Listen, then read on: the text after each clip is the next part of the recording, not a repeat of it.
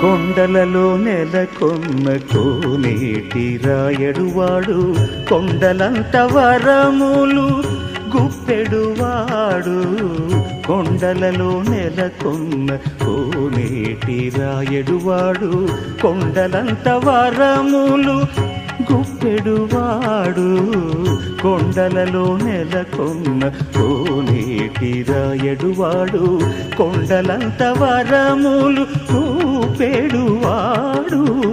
కొండలలో నెలకొన్న కోనేటి రాయడువాడు. ఆ